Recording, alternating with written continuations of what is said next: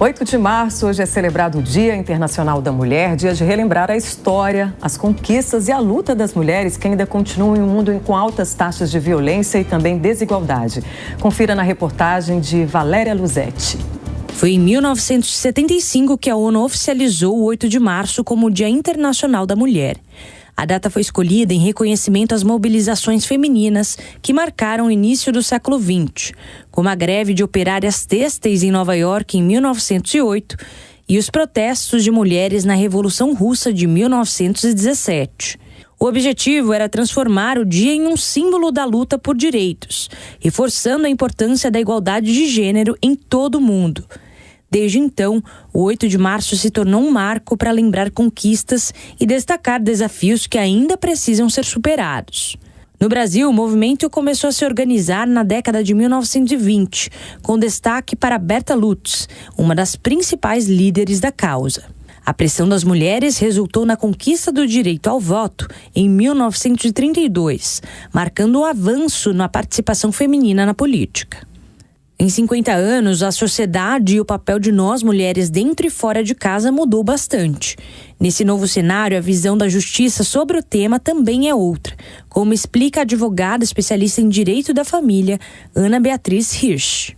Lá atrás, a gente tinha a mulher muito como uma vítima, uma pessoa que não sabia se colocar, que assim, não tinha autonomia para certas decisões. Hoje isso acabou. Hoje, seja como guardiã dos filhos, seja como pilar econômico daquela família, a mulher é tanto quanto o homem, né? Então, isso gerou uma alteração muito substancial da compreensão dos juízes na forma de julgar conflitos familiares, por exemplo. Tudo isso é uma construção muito, assim, tijolinho por tijolinho, mas que a gente hoje vê muita diferença. A luta por igualdade salarial, pelas mesmas oportunidades e o combate à violência contra a mulher ainda são desafios significativos na busca pela igualdade de gênero. Embora o Brasil tenha avançado com leis importantes, como a Lei Maria da Penha, sancionada em 2006, e a Lei do Feminicídio de 2015, os números permanecem alarmantes. A violência contra as mulheres ainda faz milhares de vítimas todos os anos e a desigualdade salarial continua sendo uma realidade para as brasileiras. De acordo com o relatório Feminicídios em 2023, publicado pela ONU, 85 mil mulheres e meninas foram mortas intencionalmente no mundo no ano passado.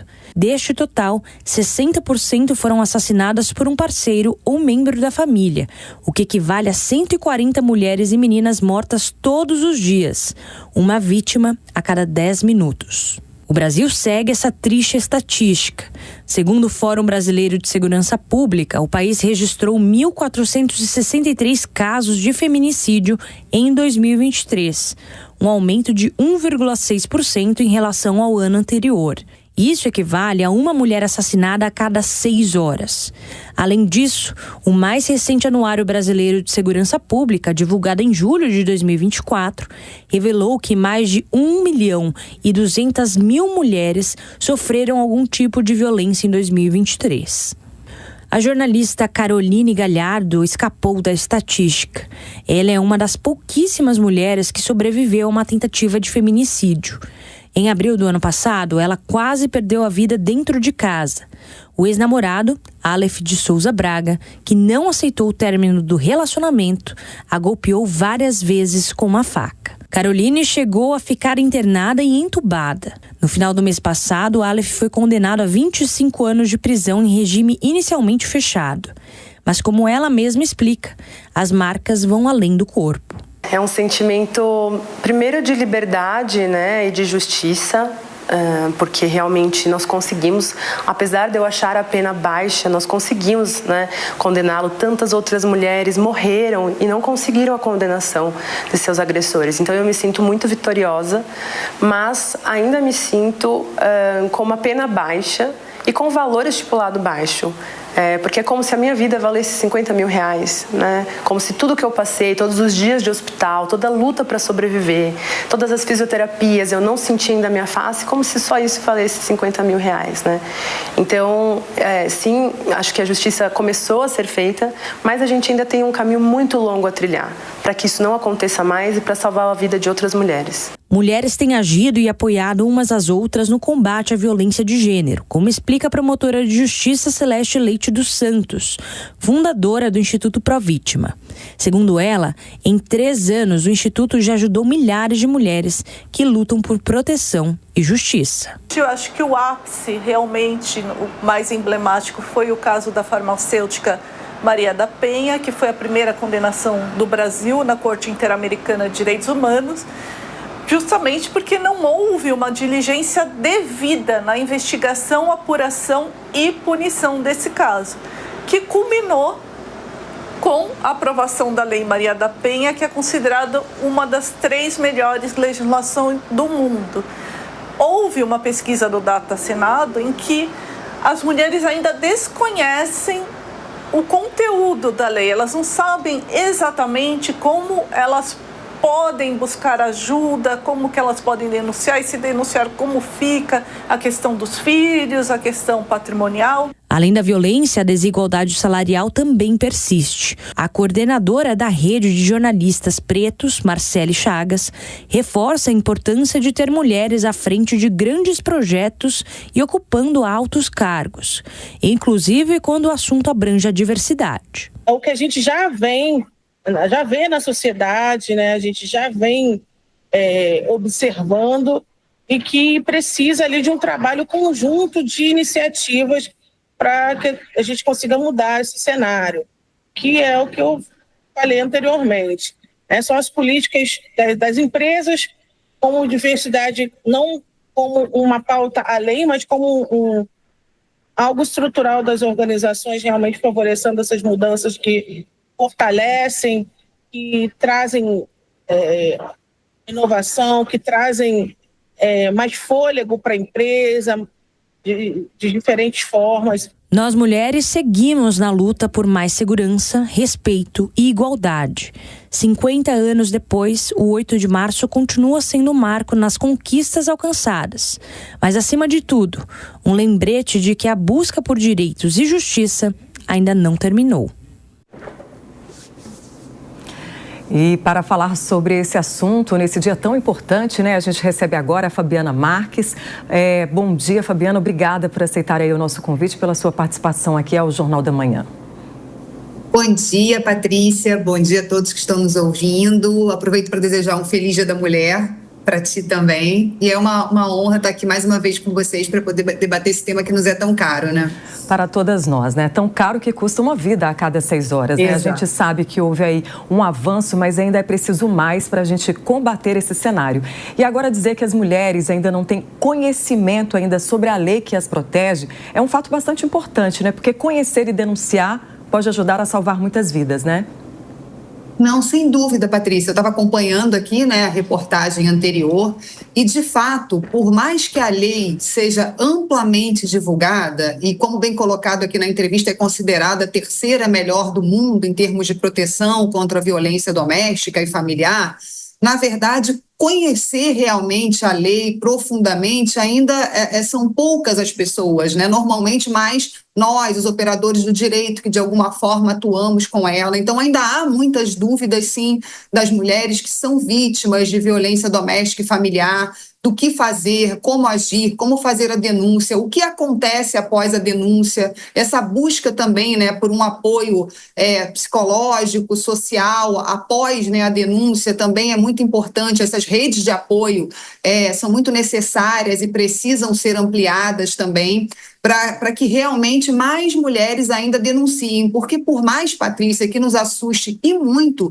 os números que nós ouvimos aqui, né, fornecidos pelo Fórum de Segurança Pública, mesmo mundialmente pela ONU, eu posso lhe garantir que ainda há uma subnotificação muito grande desses fatos.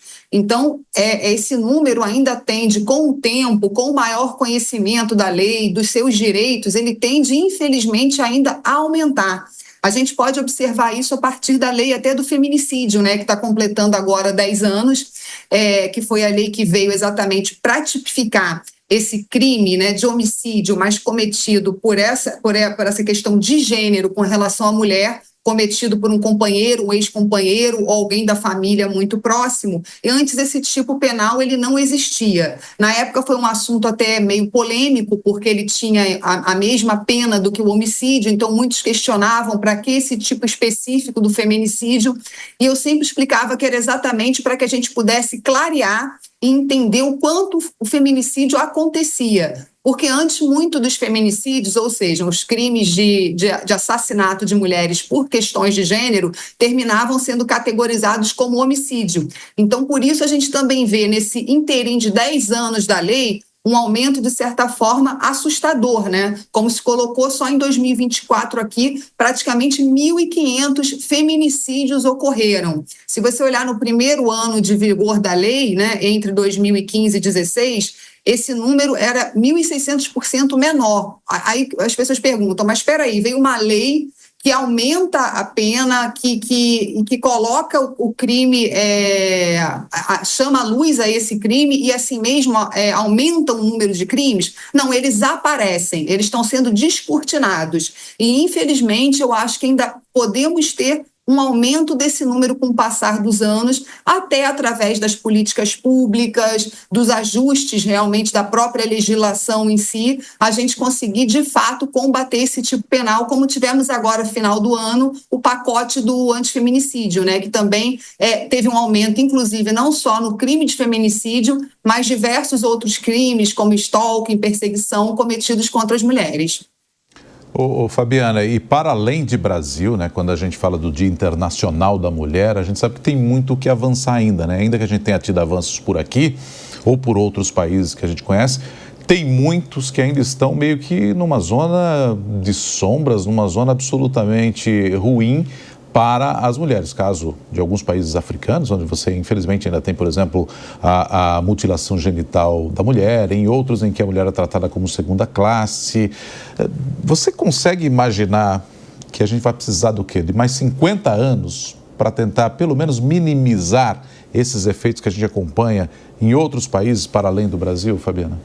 Olha, infelizmente, eu acho que é algo que vai acontecer realmente a médio e longo prazo. Tivemos uma evolução? Sim, não podemos negar, mas ainda precisamos evoluir muito, né? E não só estamos falando aqui, né, focando mais na questão da violência doméstica, familiar, ou mesmo pensando no assédio moral e no sexual, que aí já ocorre em ambientes de trabalho, ou mesmo em transportes públicos, né, todos cometidos contra a mulher, pela questão de gênero, mas como muito bem se colocou aqui na entrevista, nós temos questões salariais que são muito pertinentes, né? Nós temos a participação das mulheres na política. Hoje nós temos 17,7% das cadeiras do Congresso só ocupadas por mulheres. Só que as mulheres já representam a maioria da população. Como é que a gente pode falar numa equidade, numa igualdade de gênero plena, quando a gente ainda se vê diante, né? Seja quando a gente olha para o núcleo político, para a política, seja quando a gente olha para as grandes empresas, onde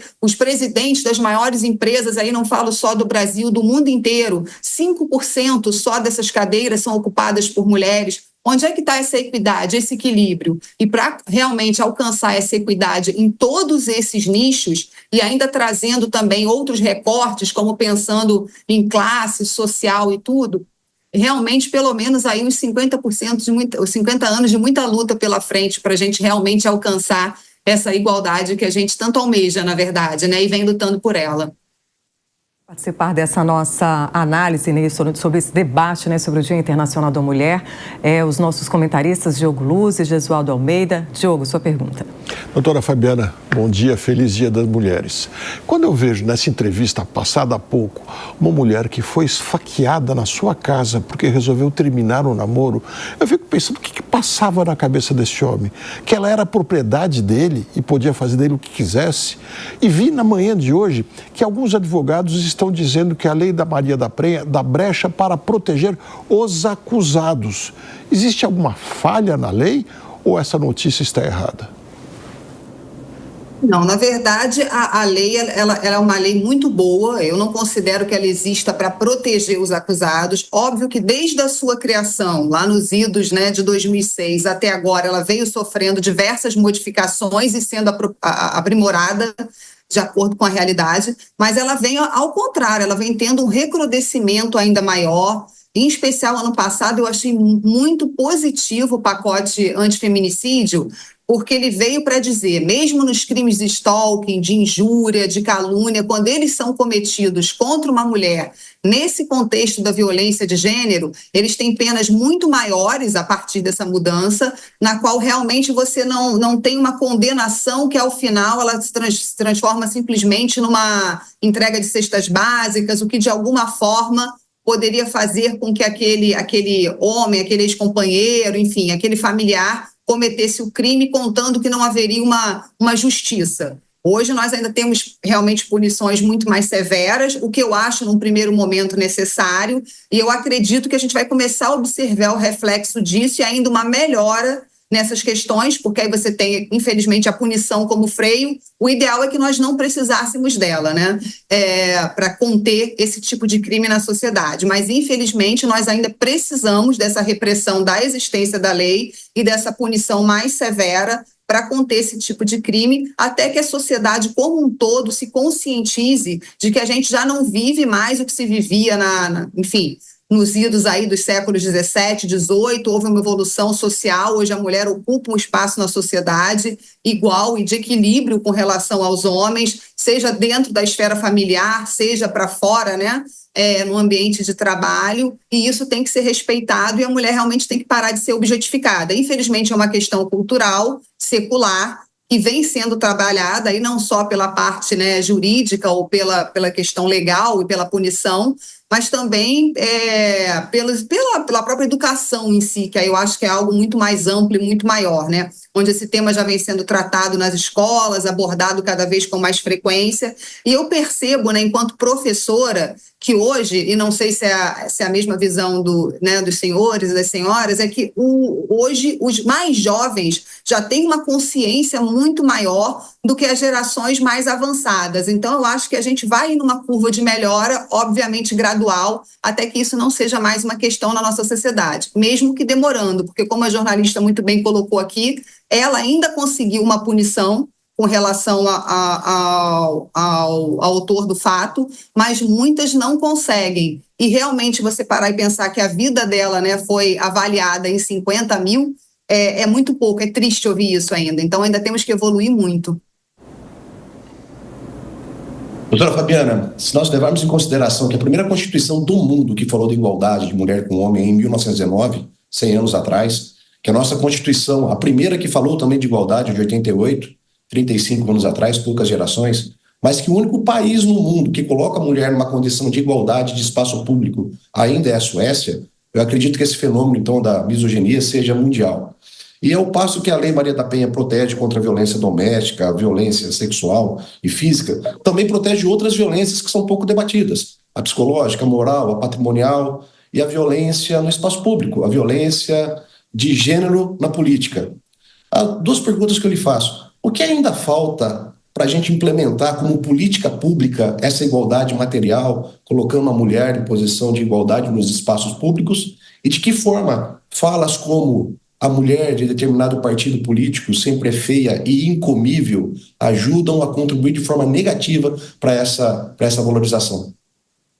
Bem, pegando o gancho até na sua colocação e pensando no espaço político, o que acontece? Por mais que nós tenhamos hoje, né, uma definição de 30% de cotas em cada partido de mulheres para possível participação dela, né, junto à política, enfim, a se candidatar e vir a ser eleita, infelizmente, como a lei ela só define que é preciso um número de 30% de mulheres dentro de cada partido, mas não define que para aquela mulher você tem que dispor de X% em termos de valor financeiro para aquela mulher no partido, o que acontece é que esses 30%, sendo muito sincera, ele acaba sendo um fake, porque a gente sabe na prática que as mulheres de dentro daquele partido praticamente não recebem do seu partido valor algum para concorrer à campanha. Então, ela fica sendo uma campanha desonesta. Todo mundo sabe que para você fazer uma campanha, para você se candidatar, você precisa de investimento, você precisa de verba.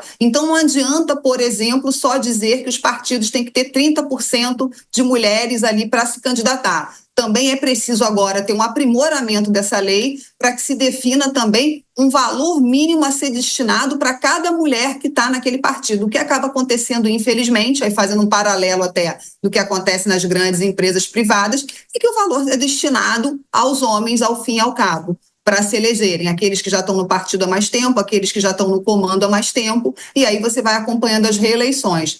E um outro problema que eu percebo também é a falta de empatia, e aí eu vou falar até, me colocar enquanto mulher, das próprias mulheres que não procuram conhecer as pautas das mulheres que estão se candidatando e votar em mulheres, porque se nós já somos a maioria da população brasileira e as mulheres não conseguem se eleger, isso significa que as mulheres não estão votando em outras mulheres. E existem, não estou dizendo que todas, é óbvio que você tem que analisar aquela campanha política, a proposta daquela candidata, mas é óbvio que existem boas candidatas para serem eleitas.